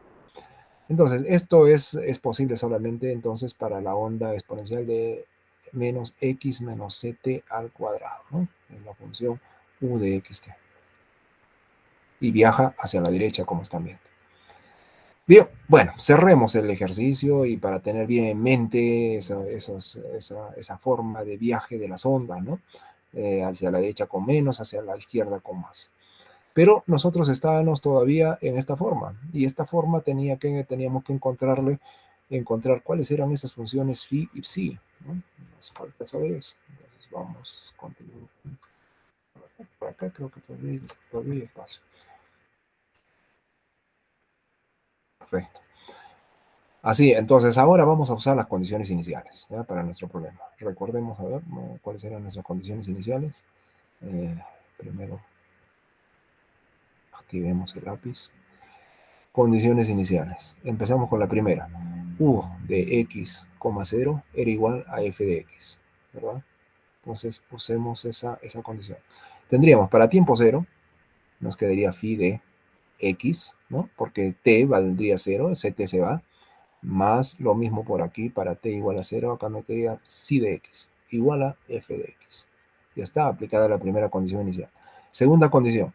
La segunda era u t de x0 es igual a g de x. A ver, ¿cómo quedaría acá? Si derivo, primero tengo, bueno, una regla de la cadena aquí, ¿no? Derivada de phi con respecto al argumento por la derivada del argumento. Derivada de phi con respecto al argumento sería phi prima, ¿no? Phi prima. Ya está. Y en t igual a 0, cuando ya haya derivado, y después he evaluado en t igual a 0, este término se va, pero antes la derivada del argumento. La derivada del argumento con respecto al tiempo sería menos c. O sea, acá queda un menos c de factor. Y luego de que ya sustituimos, ya nos va a quedar simplemente phi de x, ¿no? Ya cuando tiempo sea 0. Cosa similar hacemos con psi para hallar la derivada temporal y ahí vamos a tener c por psi prima de x. Es igual a ¿qué? A g de x, ¿no? G de x es la velocidad, la derivada temporal. Ya está, tenemos estas dos ecuaciones, ¿no? Tenemos estas dos ecuaciones y queremos resolver ese sistema. Una cosa que nos dificulta resolver esto es la derivada que veo en la segunda ecuación, ¿no? Entonces no es tanto problema porque podemos integrar eso y ya dar solución a nuestro problema. A ver, vamos a ver.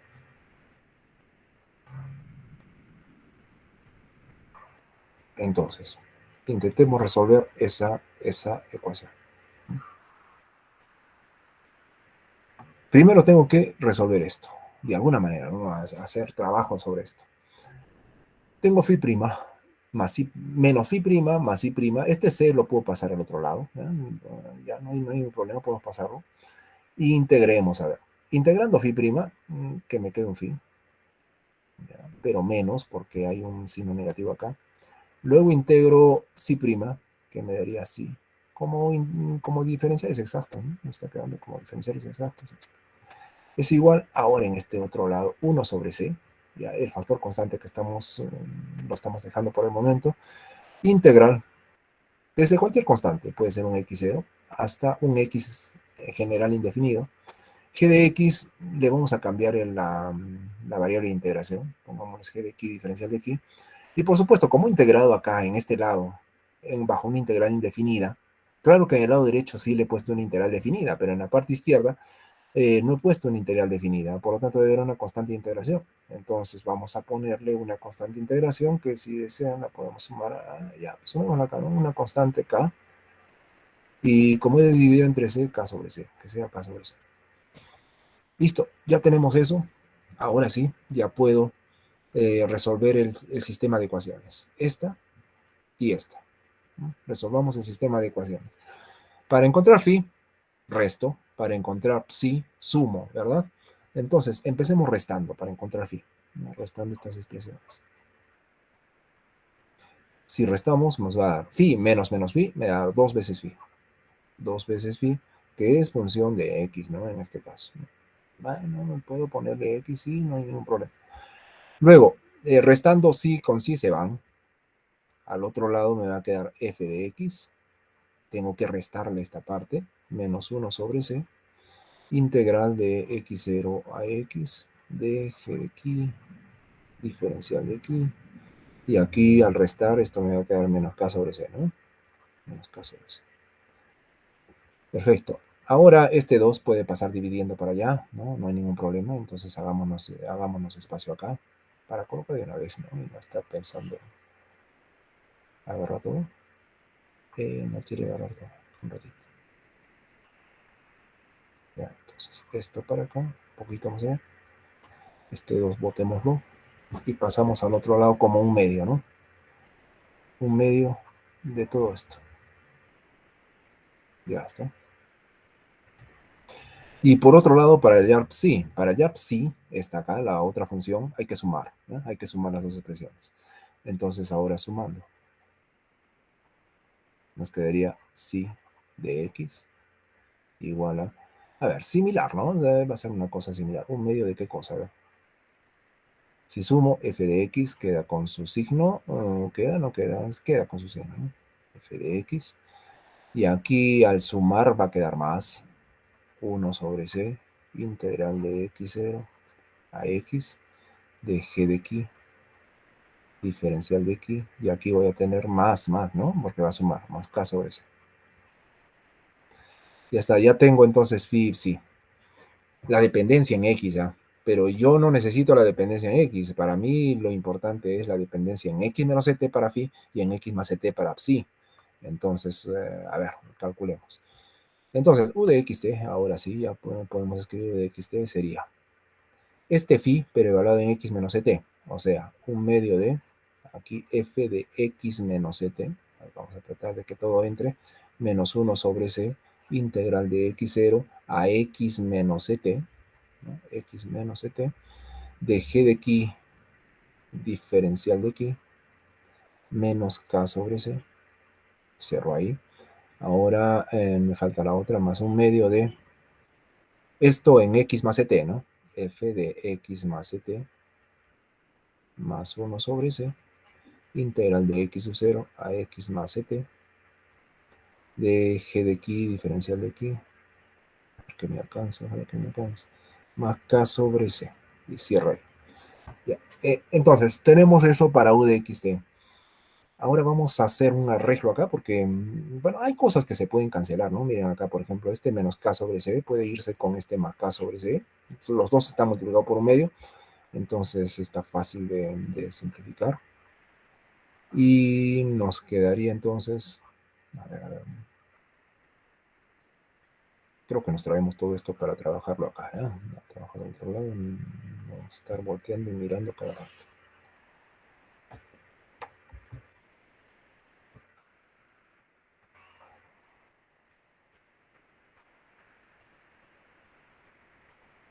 Ahí, ya está. Bien, entonces, acá vamos a arreglar. Nos queda un medio de... Podemos juntar este f de x menos ct con este f de x más ct. Y sumemos los dos. Más ct más f de x menos z. Luego juntamos las integrales, pero voy a hacer un arreglo acá. Fíjense, ¿qué es lo que vamos a hacer? Este un medio de 1 sobre c, pero negativo, lo voy a cambiar para positivo. ¿Qué implica cambiar a positivo eso? Implica que los límites de integración los puedo cambiar. Entonces podría poner x menos ct a x0. G de aquí, diferencial de x, ¿cierto? He cambiado el signo de menos para más y he cambiado los límites de integración. Y no pasó nada. El otro término está quedando como 1 sobre 12, el que queda del otro lado, ¿no? Del lado derecho. Sería x sub 0 a x más ct. G de aquí, diferencial de aquí. Y ahí quedó. Ahora, si ustedes miran esos dos términos últimos, denles una mirada hasta que lleguemos a ellos, ¿no? Se puede hacer algo con ellos. Más f de x menos ct, ¿no? Vean la continuidad de los intervalos de trabajo.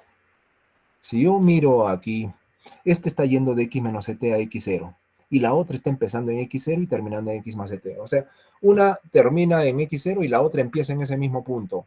Quiere decir que podemos dar continuidad a toda la integral. Como estamos trabajando con límites, no hay ningún problema. Entonces podríamos dar continuidad a toda la integral y sería desde x menos ct hasta el x más ct, hasta el otro extremo. ¿Ya? De g de aquí, diferencial de aquí. Y así quedaría nuestra solución. Entonces, u de xt Ahora ya se escribe así. ¿Listo? Entonces ya logramos la solución al problema, ¿no? Al problema de D'Alembert, ¿no? El problema era uno de tipo condición inicial, ¿no? Problema de condición inicial, como ven ahí, justamente, ¿no? UTT cuadrado XX y las dos condiciones iniciales. La condición inicial de posición es f de x y la de velocidad g de x. Y como ven, están apareciendo las dos, ¿no? Esta y esta.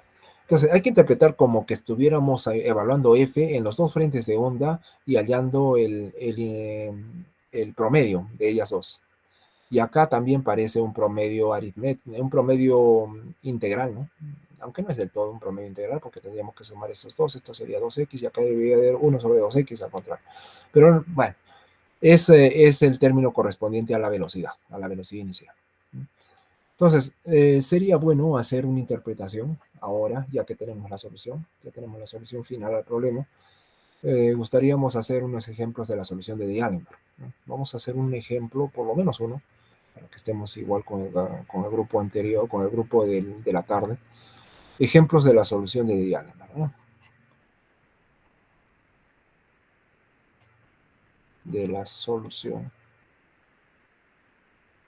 de D'Alembert. Ya, vamos entonces. Vamos a comenzar con una solución de tipo sinusoidal. Ahorita vamos a poner para la condición inicial de posición, ¿no? De condición inicial de posición. No de velocidad, sino de posición. Entonces, vamos a dar la siguiente, ya, vamos a ver con esto, ejemplo, ¿eh? Y decimos acá, movimiento de una onda sinusoidal inicial, ¿no? Movimiento de una onda sinusoidal de tipo seno, sinusoidal, sinusoidal inicial, que parezca una onda sinusoidal inicial. Entonces, vamos a plantear las siguientes condiciones. U de x0, inicial dice, de tipo seno, entonces vamos a colocar seno de x. Y para la velocidad, o sea, ut de x0, que sea 0, nula, ¿eh? O sea, empieza con velocidad inicial 0. Y la posición inicial que sea seno de x. Por eso estamos hablando de movimiento de una onda sinusoidal inicial, ¿no? Que empiece así. Entonces vamos a interpretar, a ver, ¿qué pasa acá? Vamos a graficar. Ya, dibujamos acá un sistema de coordenadas. No le he dado flecha, no importa, vamos a darle acá flecha, ¿eh? Una flecha pequeña para que sea más bonito.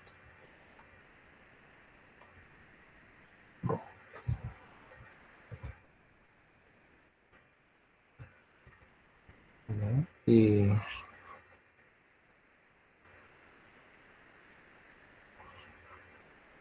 los ejes. Entonces, para nosotros, ejes X y U. Y vamos a dibujar acá un frente de tipo seno. Bueno, acá podemos poner, a ver, vamos a dibujar un primer arco, solamente para mirar cómo se comporta la función seno. De hecho, es un montón de arcos de los que yo voy a dibujar. Voy a dibujar acá uno solo. Digamos que sea eso, no salió muy bonita, pero ya, es un arco de seno, ¿ya? Un arco de seno entre 0 y pi. ¿Y qué pasa con la solución para nuestro problema? Si ustedes miran, y acá vamos a hacer un análisis, estoy viendo que u de x0 dice que es igual a seno de x. Eso quiere decir que f de x debe ser igual a seno de x. Y cuando ut de x0 es igual a 0, eso implica que nuestra g de x debe ser 0.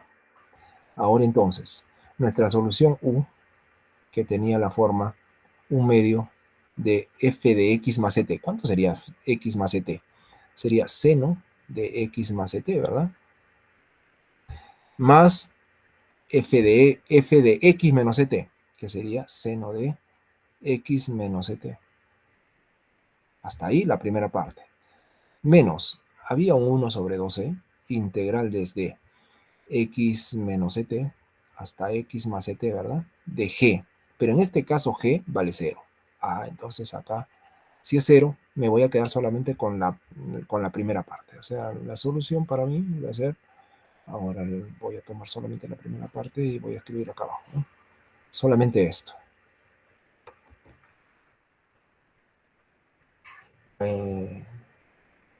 Ya lo maté. Un segundo. ¿Qué pasó? ¿Qué pasó?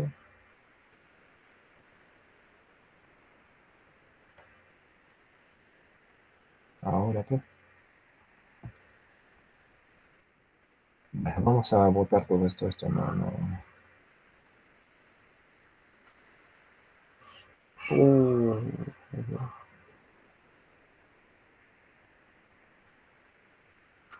¿Cómo salimos de acá?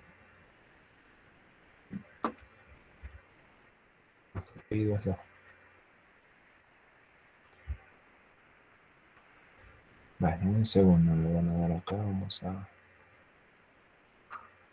No daño. Voy a grabar un ratito esto, ¿no? Que no se me vaya a perder todo.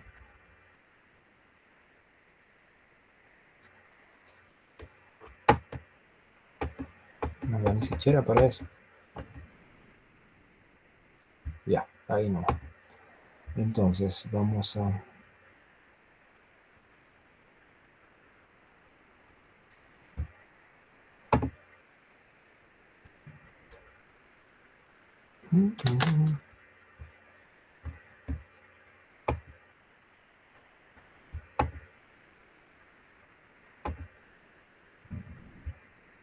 Ya, a ver si me te recupero todo.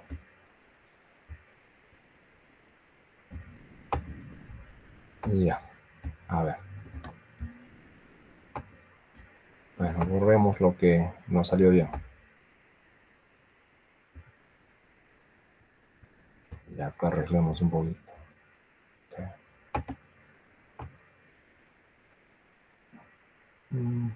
Ahí.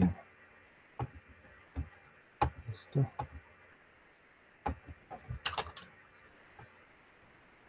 Ya. Bueno, salimos al menos del caso. A ver, entonces dijimos que g de aquí era 0, ¿no?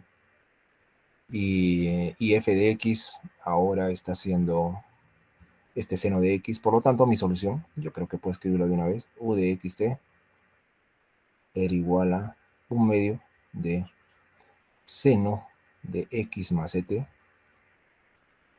más seno de x menos et. Si ustedes ven, acá se ha dividido en dos partes, u de xt. Tenemos dos ondas, una viajando hacia la izquierda, que es esta, con x más et de argumento, y la otra con la mitad de amplitud, ¿no? Con la mitad de amplitud viajando hacia la derecha. Entonces, ¿qué puedo decir si trato de graficar esto? Que la mitad de la onda está yéndose hacia la derecha y la mitad de la onda, porque acá los argumentos acá son un medio, está viajando hacia la izquierda. Entonces, si grafico acá, por ejemplo, podría mirar así. Una parte de la onda estaría viajando con la mitad de amplitud hacia la izquierda, hacia la derecha, perdón, y una otra parte de la onda está viajando hacia la izquierda, con la mitad de la amplitud. La resultante, que lo voy a hacer con una envolvente roja, la resultante sería una onda que se comporte así. Por acá baja y por acá vuelve a subir, así, ¿no? O sea, va a ir perdiendo amplitud, ¿no? Perdiendo amplitud hasta el punto inclusive de separarse. Entonces la onda que viaja por la derecha estará por acá y la que viaja por la izquierda seguirá por aquí, ¿no? Y así entonces la mitad de la onda se suelta de la onda inicial y viaja hacia la derecha y la otra mitad hacia la izquierda. ¿Ya? Recuerden que la energía, lo que se propaga aquí es energía y momentum, ¿no? Entonces, y recuerden que la energía es proporcional al cuadrado de la amplitud.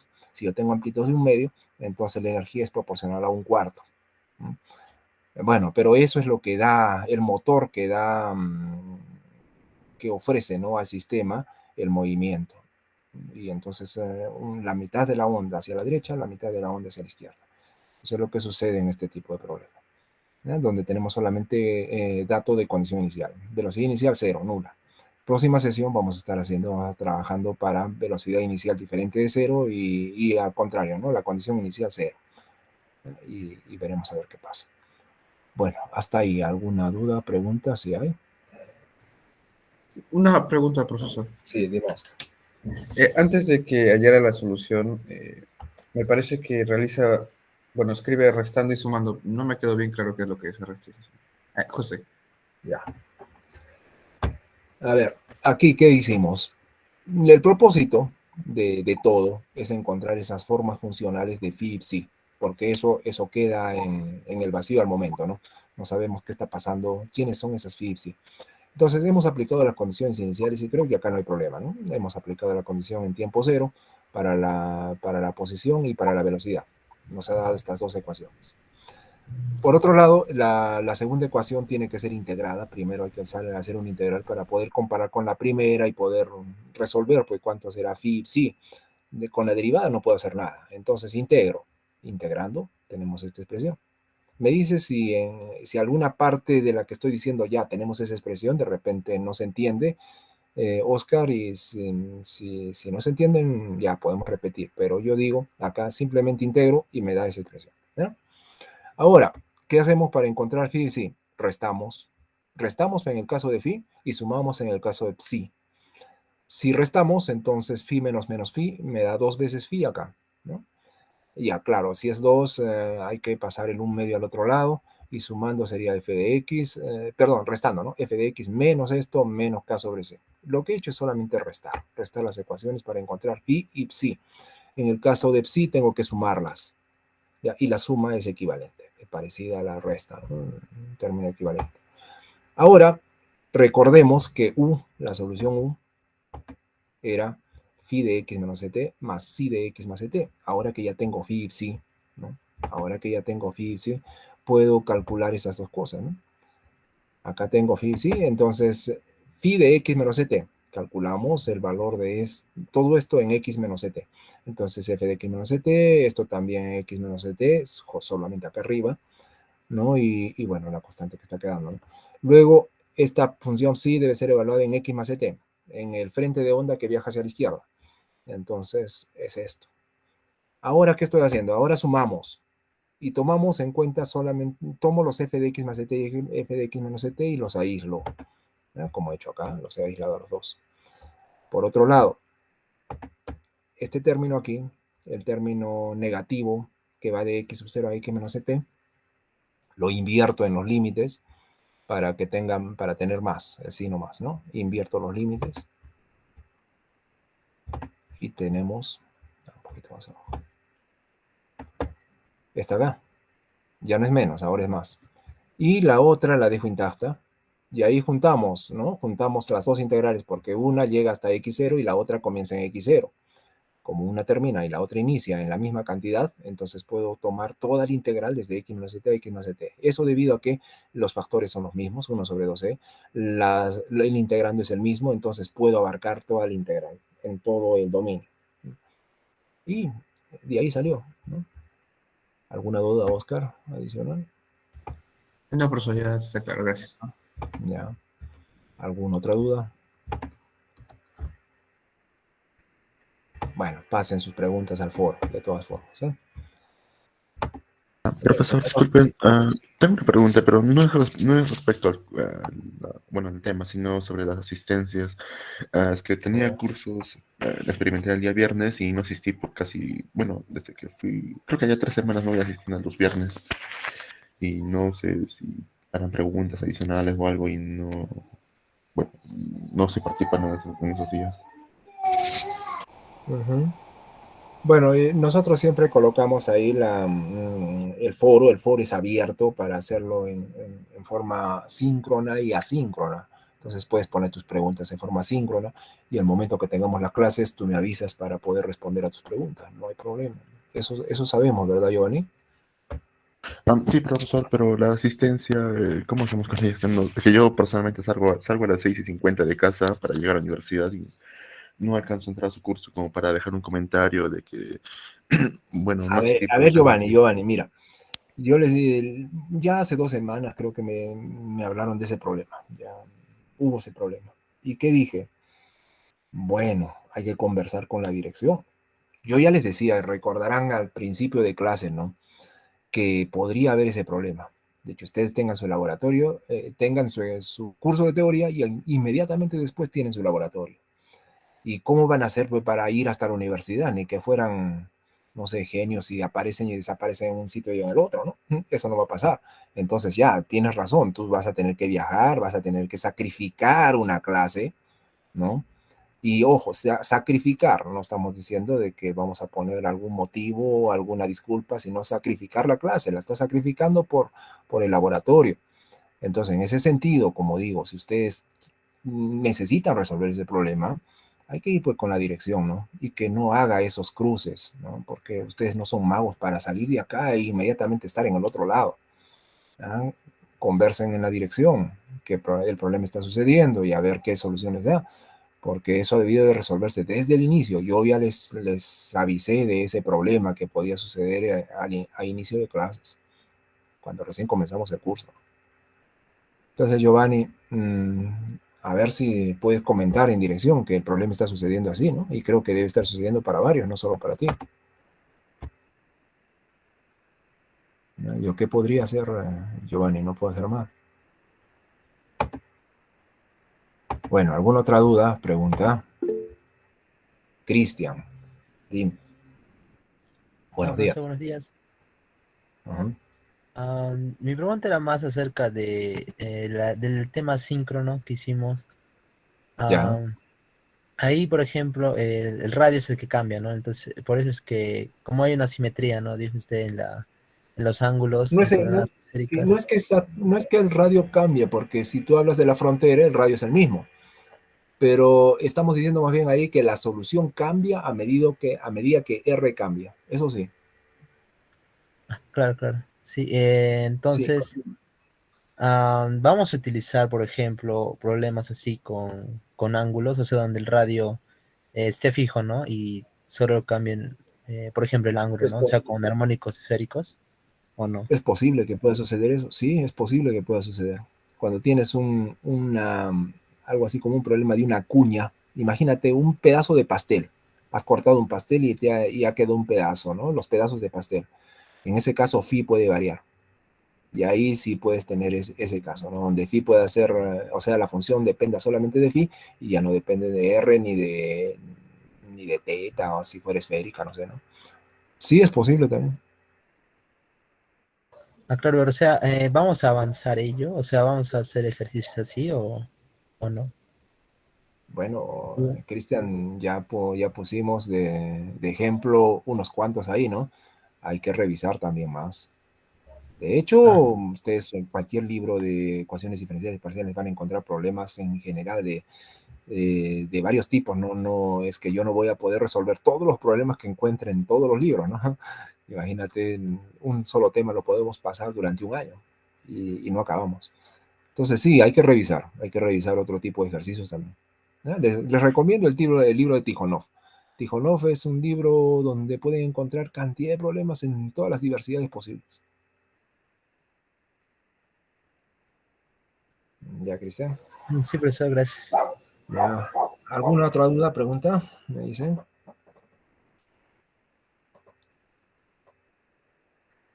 Bueno, parece que no. De todas maneras, siempre les pido y que conste siempre, ¿no? Les estoy pidiendo los trabajos de investigación formativa, por favor, si es que tienen, me dejan ahí su dirección, su enlace para poder revisar. Ahí está, Oscar, vamos a ver cómo va. Ya, muy bien.